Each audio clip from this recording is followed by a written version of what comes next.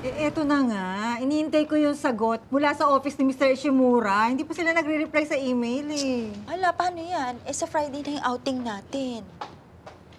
Nako, hindi makakaalis si Sir Pipito, na hindi ba nagmi-meeting. Mamaya makancel pa pati yung outing natin yan. Damay tayo. Wait, it's not only that. This is a really big deal. If we don't get it, Sir Pepito's gonna be really, really pissed. Ano ba? Nai-stress na ako. Eto na nga, oh. Ikaw kasi kinalimutan mo eh. Kaya nga. Oo na, wag mo na akong sisihin. Hi. Dengwash security arigato. Yeah. Mata ne. O ayan, tinawagan ko na yung office sa Japan. Sa Saturday na pala ang dating dito sa Manila ni Mr. Shimura eh. Nag-email daw sa'yo. Na-check mo ba? Hindi wala. Oh. Baka natabunan lang. Sandali, Saturday? Di ba Friday yung alis natin? So, paano yan? Oo nga. Dapat nga may meeting pa yung tao. Pero pinakiusapan ko na unahin muna si Sir. Pumayag ba? Oh yes, ginabitan ko ng charm ko. Kaya lang, paano nga tayo aalis? Hindi pa sila nagbi-meeting noon. Yun na nga. Kaya malamang madali tayo ng isang araw. Kasalanan mo lahat ito eh. Sorry na. Buti nga naayos ko pa tong meeting, ano?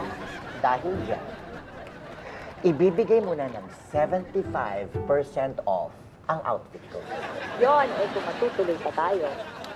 Cheer up, guys. At least maayos ang meeting ni Sir. I'm sure na kahit madelay yon, matutuloy pa rin tayo. Sa bagay, wala naman siguro magiging problema. Okay po. Guys, pinapatanong ni Ma'am Elsa kung saan tayo magkikita-kita. Nako, Bakit? kasama pala sila, no? Huwag mo sabihin sa akin, di mo sila nabook.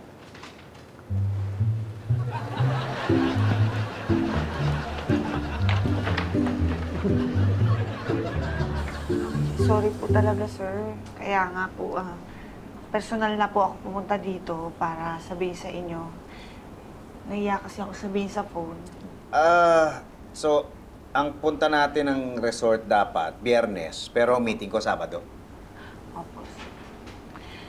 Sir, pasensya na. Hindi ko natutukan yung pag-schedule. Hindi, Pasensya sige. na po. Kaya mo na, okay na yun. Kung gusto niyo, sir, pwede kong i-reschedule yung alis namin para makastay muna kami, ma-assist ka namin sa meeting. Hindi na. Mahirap na humanap ng schedule. Sige, tuloy nyo na lang. Punta kayo ng resort ng Biyernes, sunod na lang ako ng Sabado. Kung gusto mo naman, sabay-sabay na tayong bumiyahe sa Sabado. Hindi na. Biyernes na kayo umalis, papunta ng resort. Ma'am, sir, yun din po. Yung booking niyo po, ma'am, same po kay sir, Sabado din. Late din po na i-book yung sa inyo. Pasensya na po. Sorry. Ganun. Hindi, okay lang. Ayun na nga, ganun na nga. Sabay-sabay na tayong umalis sa Sabado. Tayo. Hihintayin nyo pa ako. Anong oras pa ako makakaalis pagkatapos pa ng meeting? Hindi na umaga ng Sabado na lang kayo umalis. Susunod na lang ako. Ayun, ikaw bahala. Pasensya na po talaga. Kaya nagpasama po ako dito kay Patrick kasi naiyak talaga ako. Hindi, okay lang yun. Kahit naman Sabado na kami umalis, marami pa namang oras para mag-enjoy.